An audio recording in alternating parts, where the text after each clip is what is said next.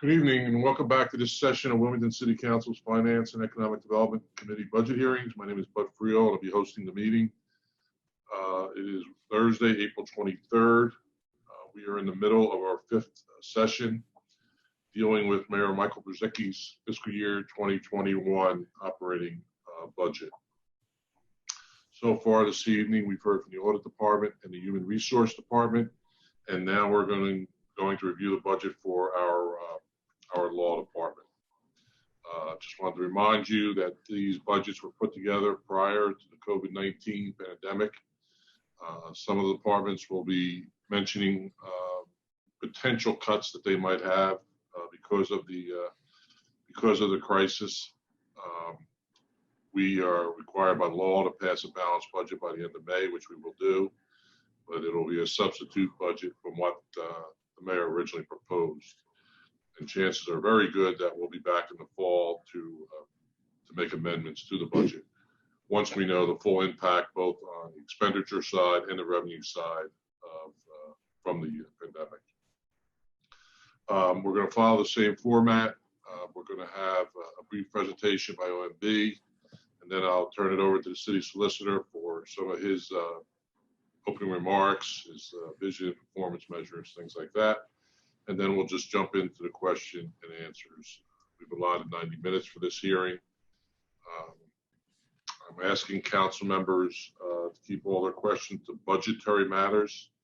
Any programmatic or constituent issues should be addressed in other forums. If you have a question on certain answers, please bring them up at that point so we don't have to go backwards and keep going over material that we already covered. There will be a session at the end for public comment. If anyone from the public would like to speak, they will be allotted 3 minutes, but their comments should be in reference to the budget for the Law Department. Joining us is President Hanifa Shabazz, 1st District Councilperson Linda Gray, 3rd District Councilperson Cynthia Oliver, 6th District Councilperson Yolanda McCoy, 7th District Councilperson Chris Johnson, Councilmember at Large Sam Guy, and we're also joined by the Mayor's Chief of Staff Tanny Washington and Council's Chief of Staff Marshall Bastine. Did I see Councilmember Harley? Yes. 4th District? Yes, thank you. So at this time, I'm going to turn it over to the Office of Management and Budget for their brief overview. Thank you, and good evening, Chairman Friel, Madam President, and all other honorable members of City Council here with us tonight. Thank you for inviting me to present the Law Department's fiscal year 2021 proposed budget request on behalf of the Office of Management and Budget. First, let me remind you that further details on the Law Department's budget can be found in your budget packet as well as in your budget book beginning on page 91. Additionally, I'd like to reiterate the fact that the budget details I am presenting here are based on the original proposed budget, which was developed prior to the COVID-19 pandemic. City Solicitor Goff will be discussing further revisions to some budget items during his part of the presentation. Funding for the Law Department is derived solely from the general fund. The Law Department is requesting a total budget of $2.8 million. This represents an increase of nearly $156,000 or 5.9%. Personal services are budgeted at just over $2.1 million, an increase of nearly $60,000 or 2.9%. Largely driven by a 2% cost of living adjustment, or COLA, budgeted for all city employees. Regular salaries increased nearly $38,000 or 2.7%. This increase was somewhat offset by the elimination of the use of temporary salaries in the Law Department, saving $6,000. Other major funding changes in personal services included pension contribution up $7,700 and hospitalization up nearly $17,000. Total MS&E costs in the proposed budget are budgeted at $656,000, an increase of $96,000 or 17%.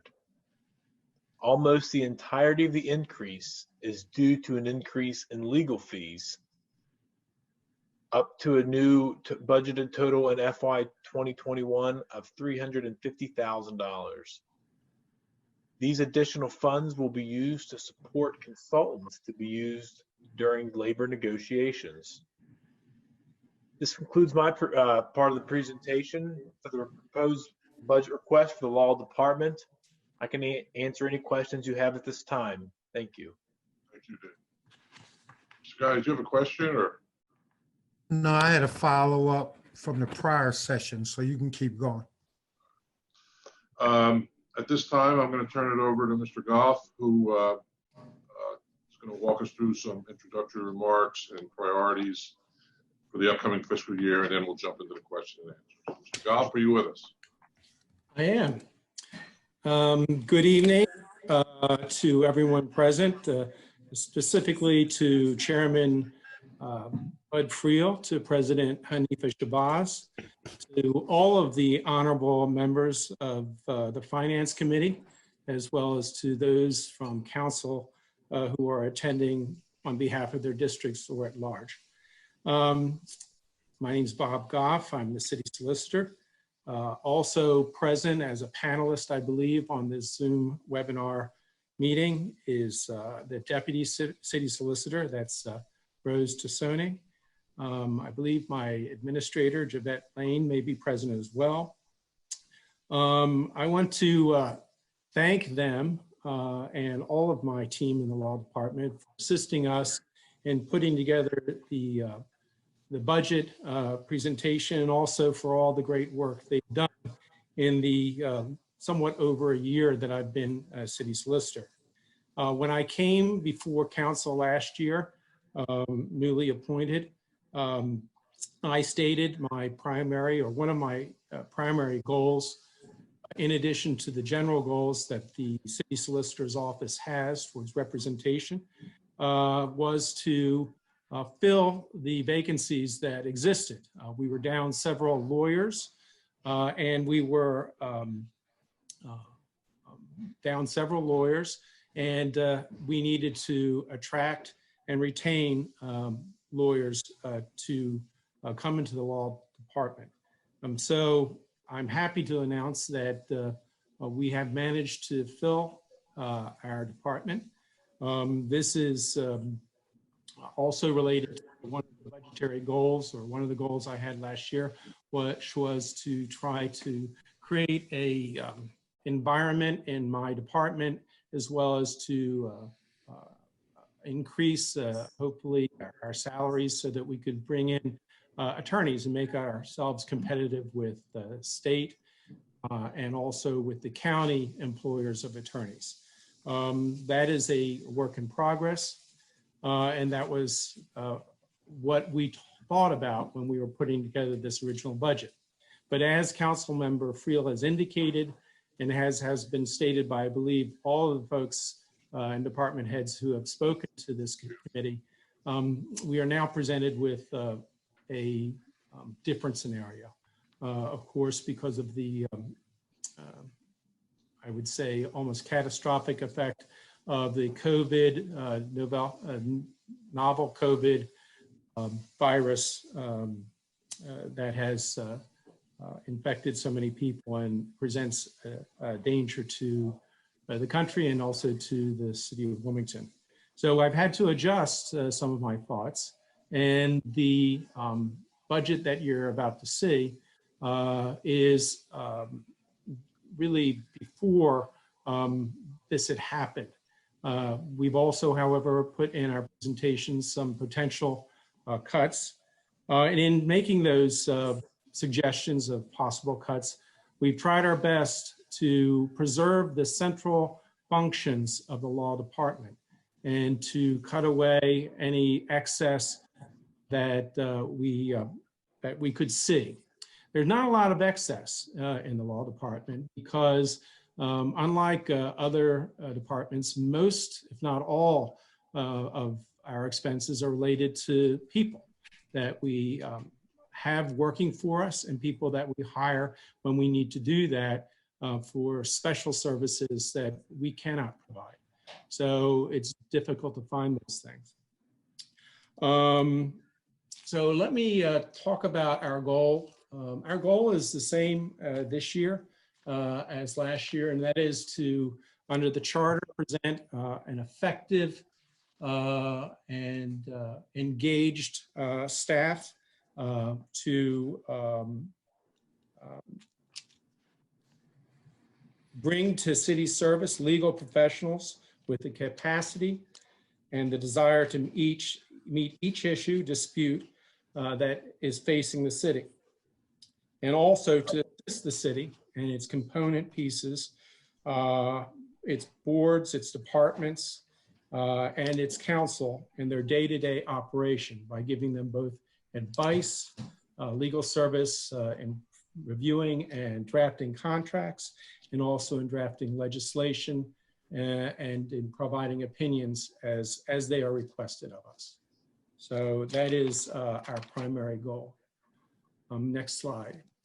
We also want to continue to provide aggressive defense and prosecution and litigation, to coordinate the activities of our outside counsel when it's necessary to seek out their assistance, to provide legal advice on employment matters to the departments here and to HR, to provide strategic and legal support in negotiations of our collective bargaining agreements, and to assist and coordinate our outside counsel and our consultants and experts in serving us to craft and negotiate and sometimes to litigate these bargaining agreements.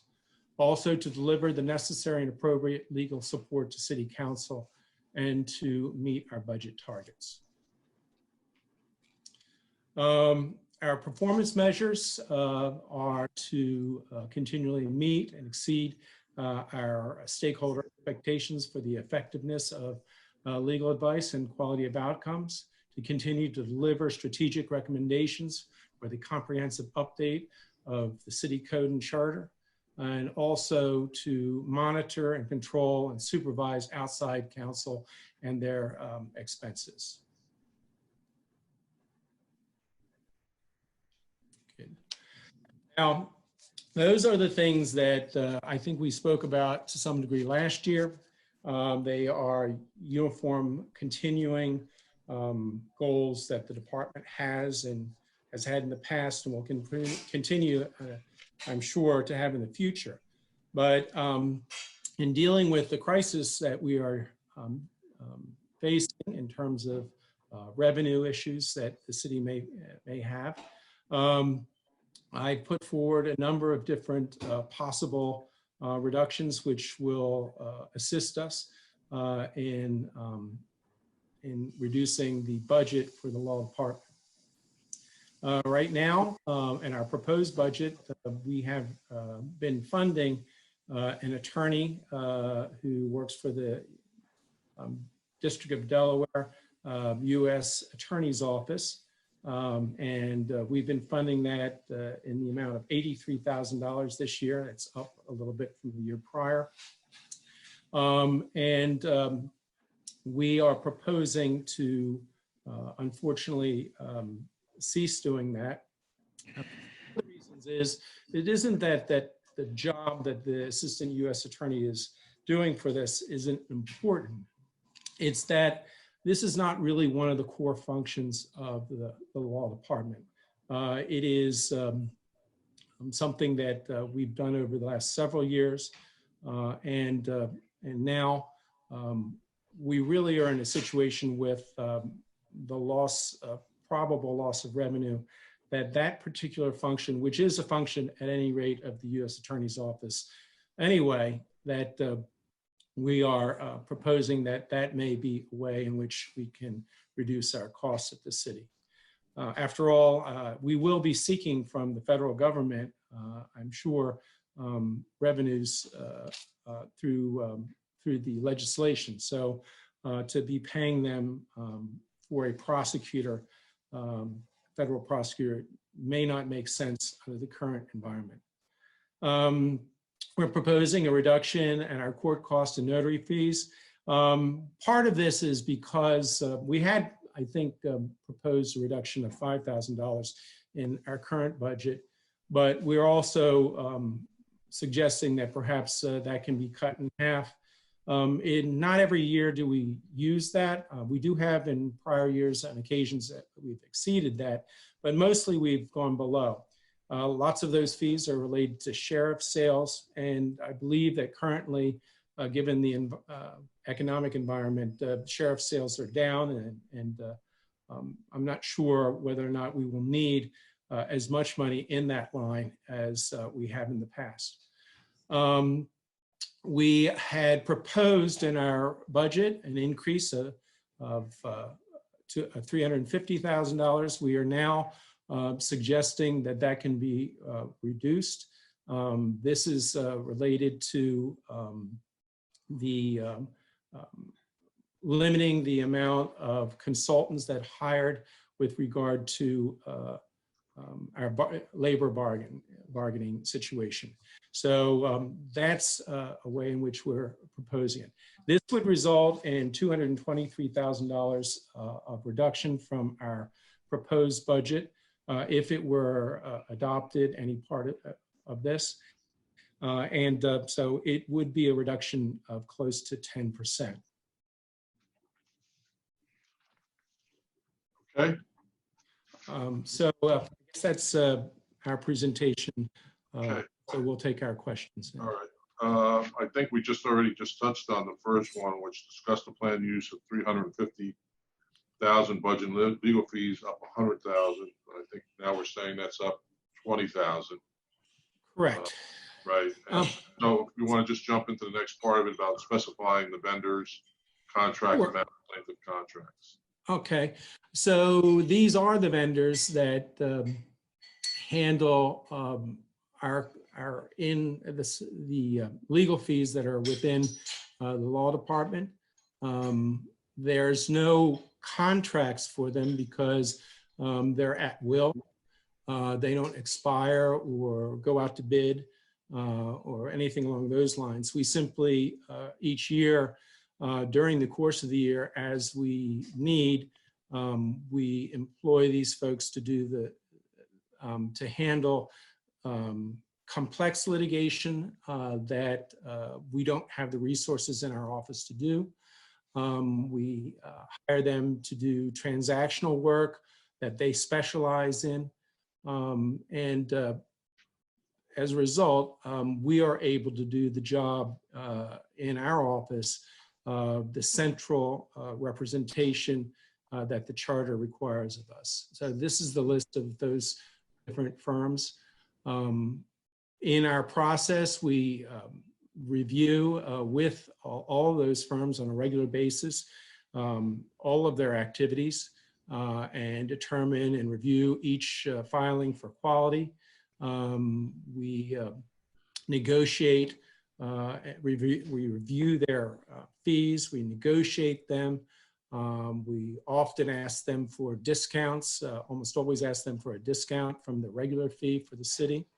And also we usually limit the number of attorneys that can work on an item. For example, if 3 or more attorneys or 2 or 3 attorneys are working on a particular item, we'll often suggest and gain the agreement of the firm to only charge us for one of those lawyers and that. And also we shop around the work we do between these firms. These firms here we've had working with for a long time. And that's because they provide a good service. They give us the discounts. They accept our suggestions quite often in terms of reducing their fees and their bills. And they are excellent at the particular specialized litigation that we request their assistance concerning. So I believe that answers 1A. Mr. Guy, are any of these firms or vendors DBEs?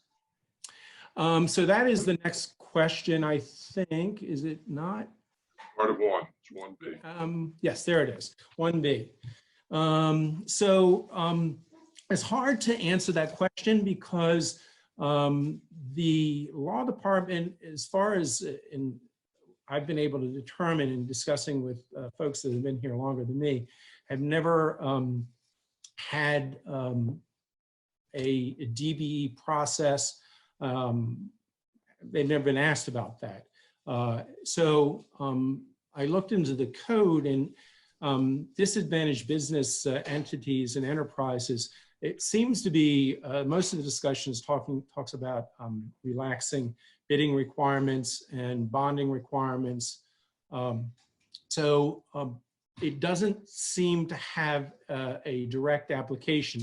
The other problem is that it, unlike other businesses that are out there where the city actually has a list of different DBEs that they can cross-reference. I think Director Barnes mentions cross-referencing some of her vendors, and she found one of her vendors that was a DBE. We're unaware of any list that discusses law firms as disadvantaged businesses.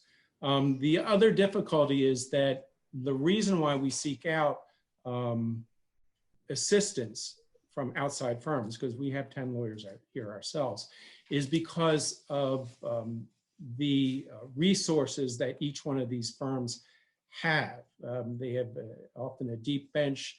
They have a large group of support staff and a lot more financial resources to accomplish their specialized activities than the law department has.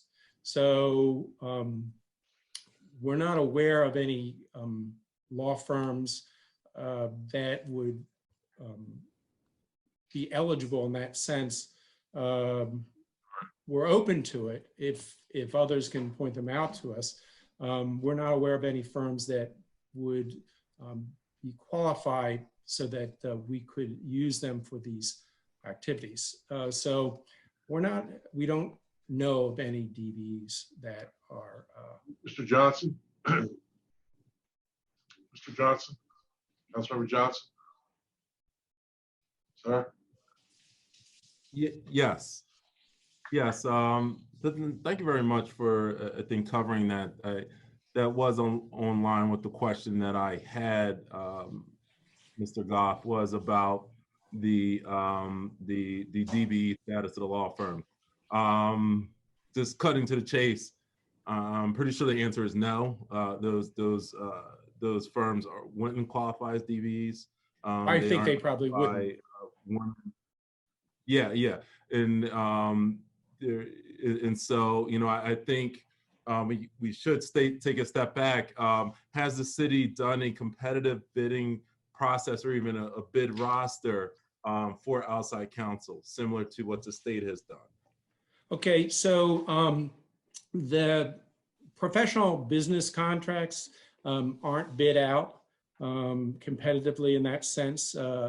It's not required under procurement law to do that at the state level or at the city level.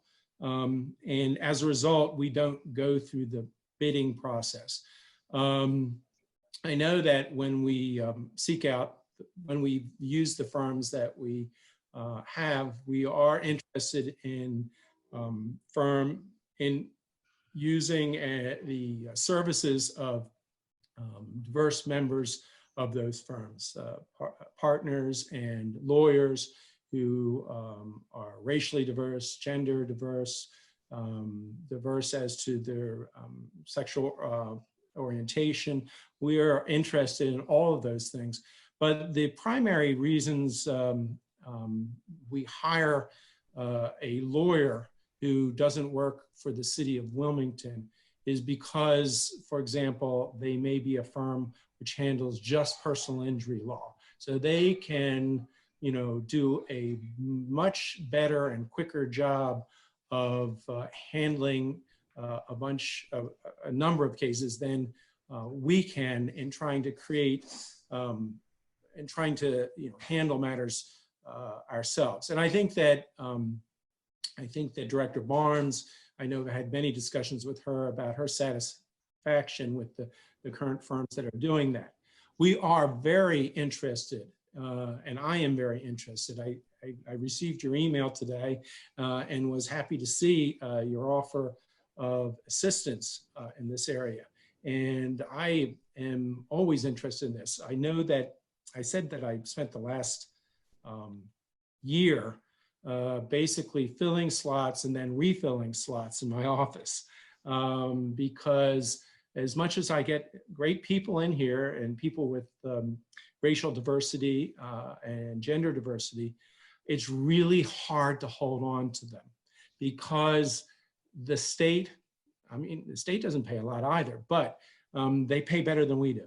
And the county, and then the private area as well. And we have missed out. I can't talk about individual folks who've worked for us or who have applied to us. But I can tell you that we interview, we seek to hire folks that are diverse on all different ways, including racial diversity. And we've been, okay, if you want to talk about bidding, we've been outbid quite a number of times over the last year.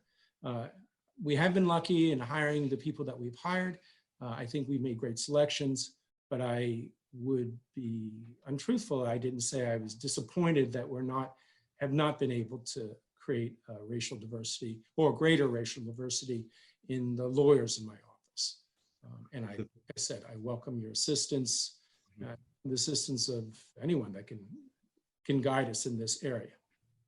Can I thank you, Mr. Goff, for kind of going over. Yeah, and I thank you for going over your costs and trying to trim some from the budget. I certainly appreciate that. But I do have a specific question about Operation Heat. So it's my understanding, I guess the city shares in the fee with the U.S. Department of Justice. So is the U.S. Department of Justice just going to drop the program completely, or is there a possibility that they would pick up the tab this year and then maybe we would continue once things shape up on at least the local side? Well, I hope that's the case. I mean, it's up to council what council wants to do in terms of this. This forward because this is not, it's not an easy thing to say that when you operate a pretty trim ship to begin with, what sales you can do without, especially when you're in a storm, which is what we're in and about to be in. But that's we're tasked with. We're going to be asked to do more with less. So I certainly hope that if that cut or is made partially or completely, I certainly hope they will do that. Again, I'm not going to talk about individuals, but I was happy to be involved in the selection and approval of this person who's in this job. I know this person, having worked with them for previous years. And so it was a difficult email that I have written to the United States Department of Justice about this. And it is with heavy heart that I suggested that this may end up coming to pass. And I suggested that they would hopefully pick up the tab for the service that's provided here. And of course, when times get better, when the city isn't faced with huge revenue issues, then that's maybe we can put some more side salad in our plate, or I don't know how you would characterize it, but something that we can put more meat on the bone. Let's put it that way. Okay, and I have one just final question. In response, I don't know if this is a question that's coming up, but in response to COVID, is there a possibility? I know your department's a little different, but there's a lot of regulations regarding FEMA, DEMA regulations, emergency disaster relief. It's very complex, as I'm sure you've waded through it as well. So is it any possibility that law department would pick up additional costs or expenses related to COVID, even maybe needing to employ an emergency attorney to kind of deal with this crisis? Well, so far, I mean, that's something that we definitely would like to see. One of the things I know that the federal government and legislature has given us some ideas or some money, or at least given the county some money to disperse to deal with revenue loss. But unfortunately, the funds that thus far have been earmarked for this are only for that purpose and are for expenditures and not for revenue loss, I should say. So the only way that could be done is if it was some sort of new COVID-related expenditure, as opposed to the loss of money to pay for an attorney. We're hopeful that the additional legislation, which I think is being discussed now to assist the subdivisions and mayors, that will become available. But that has not happened yet.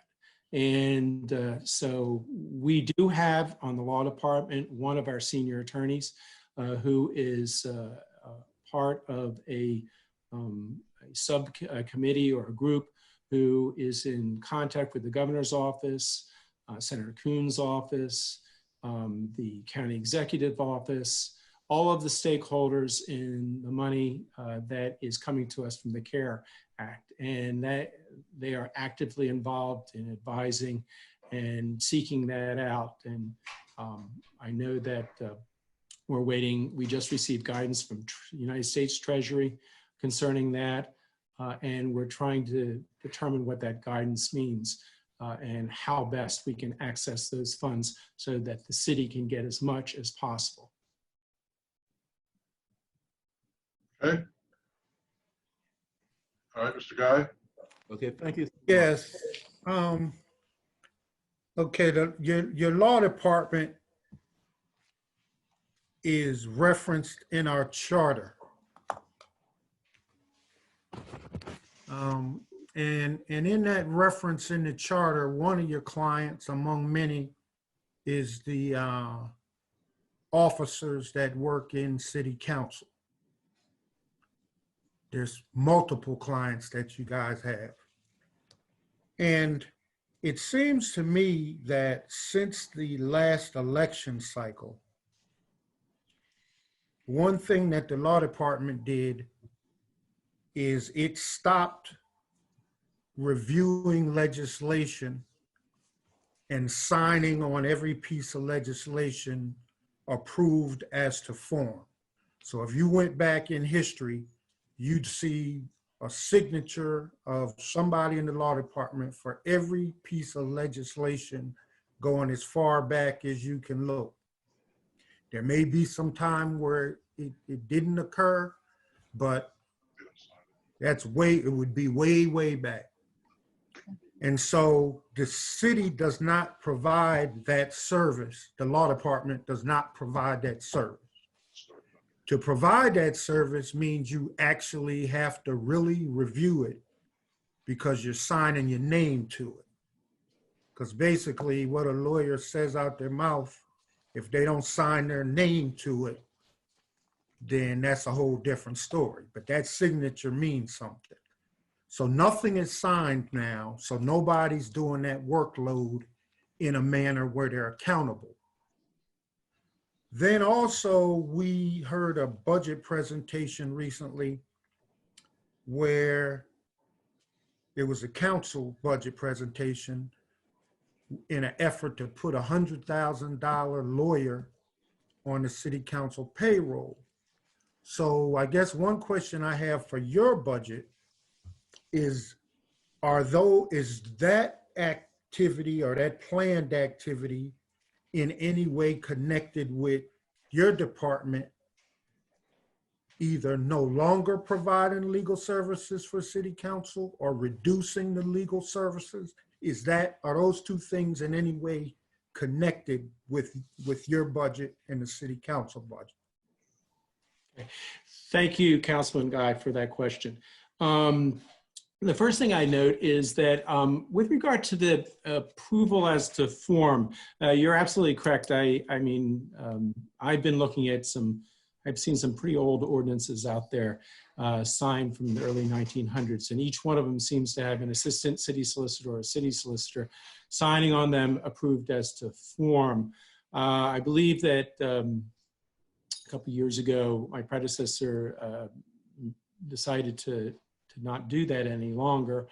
And so what was put in place of that was these things were approved as to form via email. So I can assure you that although the signature actually on the legislation that has been there for over 100 years, as you point out, although that signature is not there currently, that each piece of legislation that is submitted is reviewed as to form by members of the law department, and that they memorialize that approval via an email when they send it to the staff over at council. So although the imprint on the legislation isn't there, it is done. It continues to be memorialized in the way I just described. And finally, I will tell you that I tend to actually agree with you, Mr. Guy, that that although this was an interesting experiment to not have the law department place their signature approved as a form to each piece of legislation, that that we are considering whether or not to return to that time-honored process, because that way, as you point out, there is something right there on the piece of legislation that says that we've looked at it, we've determined that this legislation is lawful, that it meets the standards that we see, and although that it doesn't prevent a piece of legislation from becoming law, if council wishes to pass it without having the approval of law or having the disapproval of law, if you want to call it that, we think that it is probably a good idea for us to have our name on the line for it. So I am considering that. I've been thinking about it for a while, and I'm glad you suggested that maybe that's a good idea. As to the $100,000 and connecting that to that, I assume what you're referring to is the change from 250 to 350,000 in that item. Is that, am I getting that right, Mr. Guy? Well, the money I'm talking about is in the city council budget, a position, $100,000 position for an attorney. Oh, I haven't reviewed city council's budgets, so I have no idea what city council has there. So I don't. Okay, all right. So I know one talked to me about it, and I don't know anything about it. I know that folks sometimes have said to me that they would like to have an attorney in council, and I think there have been occasions when attorney in council has been there. The charter does have, as you point out, the city solicitor representing council, so there would probably have to be some sort of change in the charter to fully accomplish that. So. Okay, so you said you didn't know anything about the council budget. So I pay attention. I've been paying attention to my own budget. Okay, so basically, if that is added to the council's budget, that's not because your office is planning a reduction in services to council and council members. I do not plan any reduction in services at all. Council. All right. Now, also, I don't want you to get it confused. Because I asked you about a topic does not mean that I'm suggesting that they sign it approved as the form. That was not a suggestion. nor was it opposition. It was an observation that less work was being provided to council by the law department by not signing those. And I understand your email statement, but what it actually does is the email puts it in the back room of the business of council. Your predecessor and some of their people, they would hold up legislation. They'd do what I call a law department veto. They'd hold it for the mayor or the president. So when you're taking into consideration what you're doing, just remember that was probably the genesis of them not wanting to sign, because they were abusing the ability to sign and hold everything up. So if your budget right now, does your budget right now contemplate the additional work of actually signing these documents, or is your budget reflecting you continuing not to sign as the form? Well, I don't think that has a budgetary or fiscal impact one way or another. The one thing I would disagree with you, Councilman Guy, on is that the fact that we no longer signed approved as a form on each individual piece of legislation, that in any way constituted a reduction in services or a cessation of review of those pieces of legislation. So I don't think that either signing or the legislation approved as a form, as has been done in the past, or doing it through an email process has any fiscal impact one way or another, or budgetary impact. Okay. And the other thing is, so if you guys went back to signing as to form, you would not be requesting additional staff then? I wouldn't see how that would matter one way or another. And also, approval as to form. Form is the format. So it's not actually a substantive evaluation or political evaluation as to whether you like the legislation or not. It's about the format. Am I understanding that's what your staff does? Well, we do approve as to form, and also we are often called upon to review as to the legality or consistency with state law, constitutional law, our own internal charter, as well as whether it makes sense in the context of the code itself. So denying approval as to form is something that we would only do for those reasons if it was beyond the pale of consistency with those legal sources. Okay, so all of those are as a general matter, you're right. I mean, it's not a political review. It's not a policy review. It's not whether anyone agrees or disagrees with the substance of it. It's just a question of whether it's legal. Gentlemen, I'm going to ask you to wrap this up. You will both acknowledge that there's no budgetary impact here. So I encourage you guys to get together for lunch and continue to discuss this issue at another time, because I want to move on with these budget questions. I would. Yeah, I'm not finished. Well, sir, I told you I'm going to move on with the budgetary questions because. Well, my questions were budgetary. I asked them about the impact. You guys both agree that there's no budgetary impact. Right, and I have some more. I have some more questions. I want to move on, Mr. Guy, at this time. Well, you just trying to do what you always do. I have additional questions, and I'm entitled to ask. More than fair, and let this discussion go on for some time. But you're talking about format and approvals and things like that. And who pays for And it? you guys both Right. admitted that there was no budgetary impact. And I said I have some other additional I'm questions. going to move on, Mr. Guy, to the next question. You can't do that, bud. You're cheating. I have some additional questions. Well, I'm sorry, sir, but I want to stick to the budgetary questions. And I'm saying I have some additional questions. You got That's the beyond one that. area that I asked Got about. beyond that. Let's discuss the city's legal fees with a proposed citywide budget across all funds for $2.6 million. Bud, you're violating the process. I have some additional questions. I'm not violating the process. I want to keep. You are, and I always tell you. Question had nothing to do with the budget. The last. No, they did. I asked them specifically at a budgetary impact. That's why I And he asked. said no.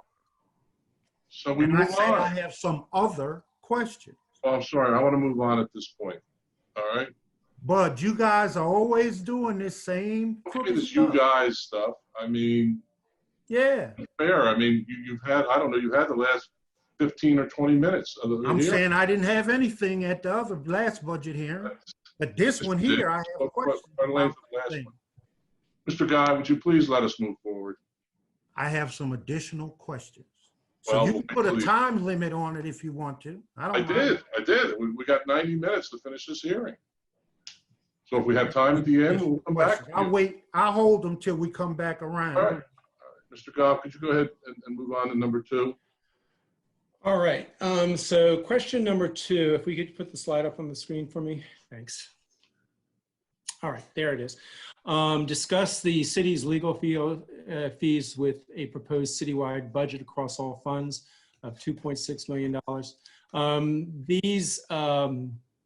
These particular fees are not in the law department's line. We come up with these fees by consulting with each one of these departments, and they tell us what their needs are for them. These are the usual fees that we have had pretty much from year to year. What we did change was the 300, I guess, the $350,000 with regard to legal. That, as I indicated, and I think I discussed it previously, had to do with that was in recognition of the fact that a consultant was hired for labor negotiations and litigation, so we had to increase it in order to cover this year. We, however, decided to reduce it somewhat, or will decide to reduce it somewhat if we need to, and that's where the 270 comes from. Okay. Next one. And those are simply the firms that we've used over these years with the dates since when we have had them assist us. Okay, we can move on. All right, and your answer to the DB question is the same as number 1. And It is. if I understand right, you were going to enter into some discussions with Mr. Johnson about diversity within the practice. Yes. Let's move on. Discuss the planned use of $25,000 budgeted consultants pertaining to legal support for the Ethics Commission, considering $138,000 was spent in fiscal year 2019.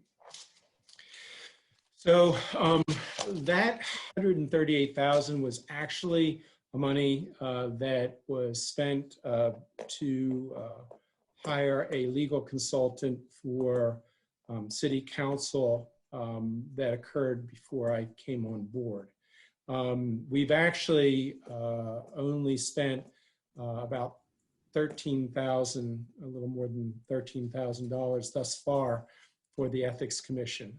So the $25,000 budget is, I believe, a reasonable amount. Can you just talk about the number of cases that have come through the Ethics Commission? Or? I believe that what we've had are one complaint that went to hearing and then resolved with a disposition.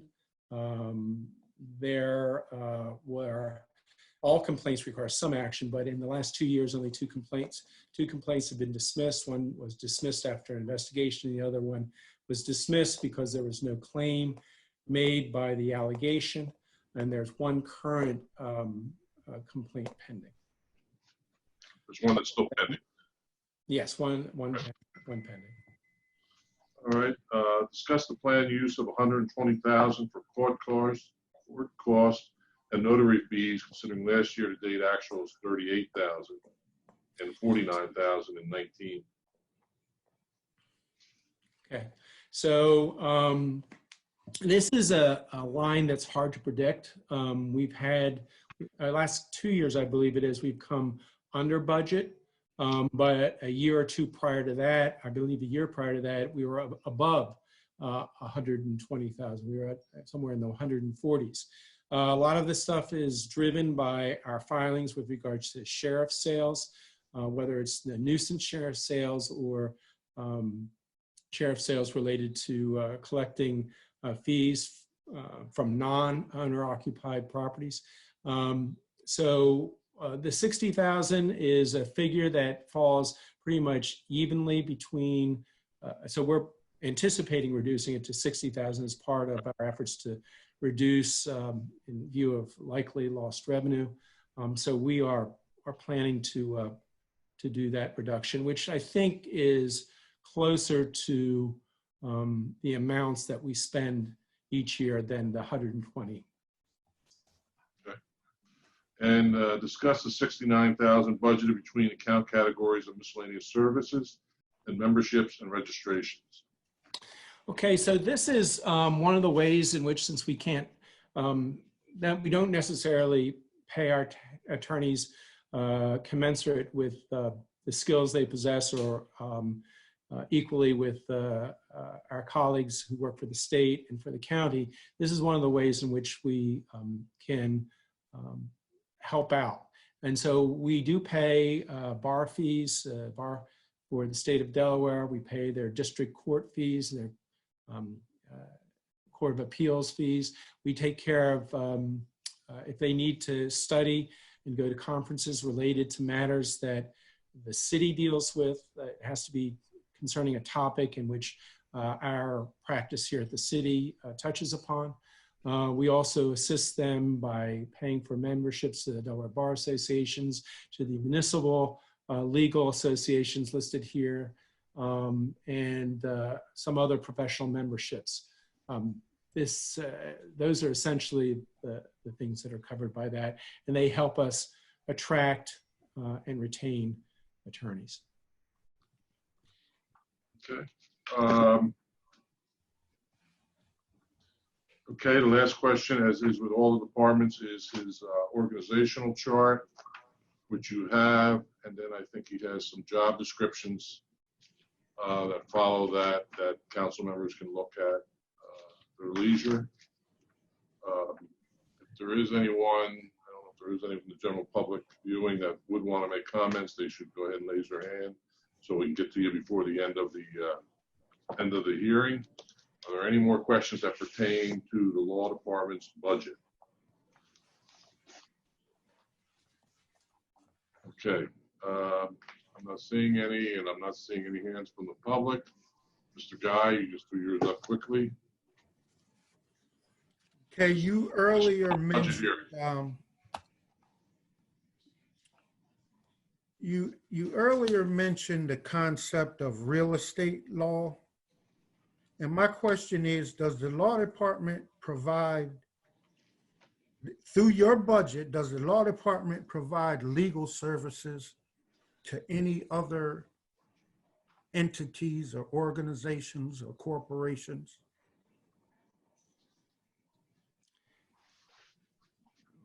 Do we provide services? Over the years, the law department has had somewhat different policies with regard to blended or related corporations. I guess UDAG is a corporation. I think many years past, the law department represented UDAG. Now UDAG doesn't do that. UDAG has their own private counsel. I assume that you're I don't know what you're referencing, but as a general matter, no, the law department does not represent private corporations. I think by charter, we represent the Rockwood Golf Course.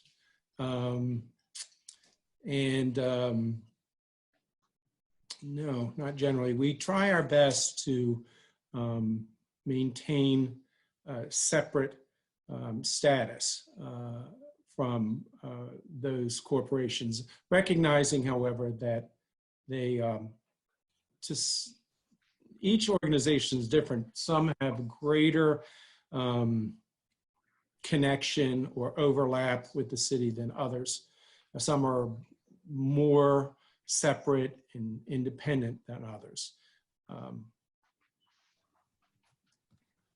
Okay, and then on the issue of diversity, now I've just come from the county government, okay, and we had a minority that was the head of the law department, and the county exec Gordon and myself, as chief of staff and other varying roles, we had a commitment to diversity in the law department.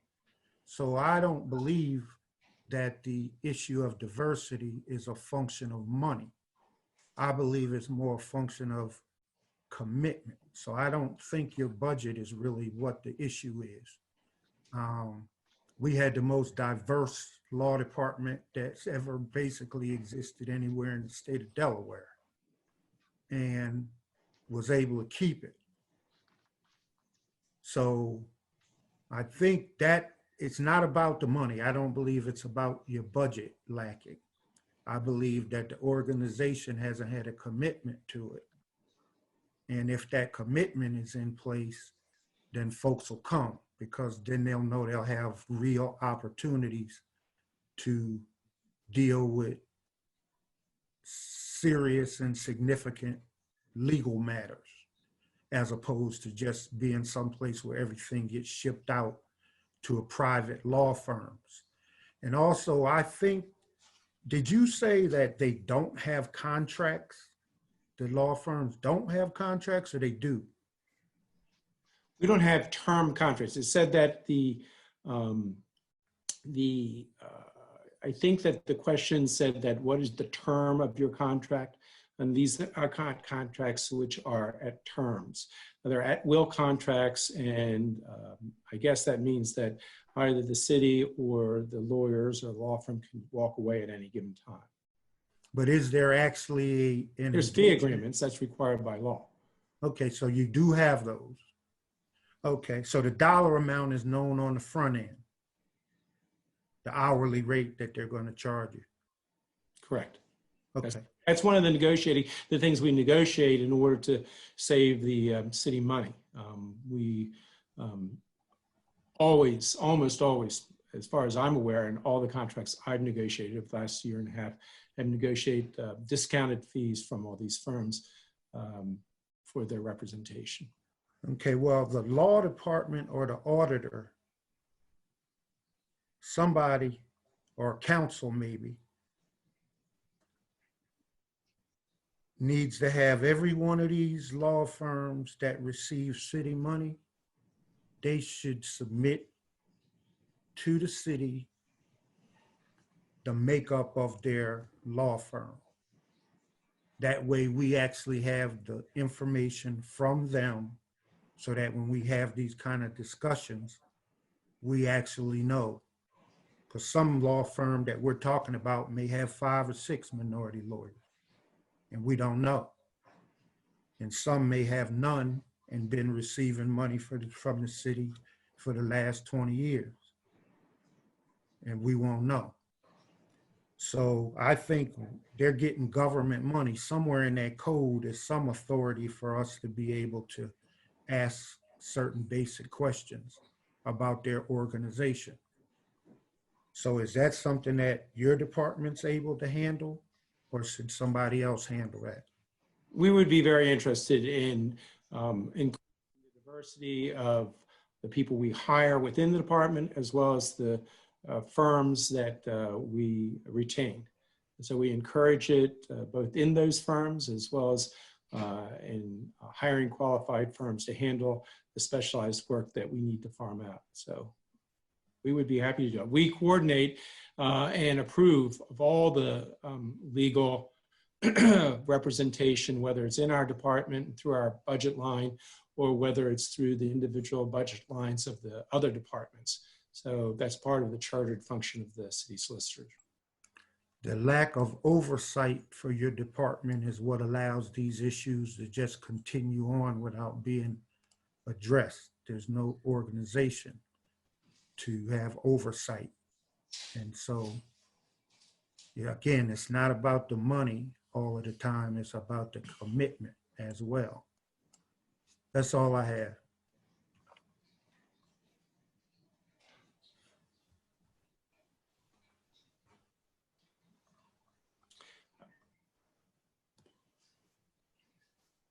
So I don't have anything further, Chairman.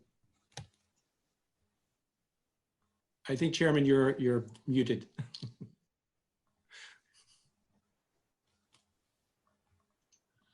You're correct. I want to thank you, Mr. Goff, and your staff for putting together your presentation and answering all our questions.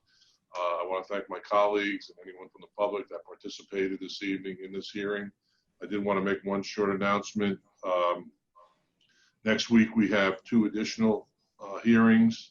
Monday night, April 27th, we will first start off with some legislation that the Finance Committee has to consider to vote out to get it on a future agenda.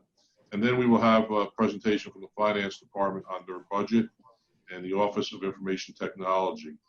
On Wednesday, April 29th, we will hear from the Planning Development Department, followed by the Public Works Department. And then on the following Monday, May 4th, we'll have our last hearing, and that will be the presentation on the Water Sewer Fund and their 6-year financial plan. So once again, I want to thank everybody for their participation.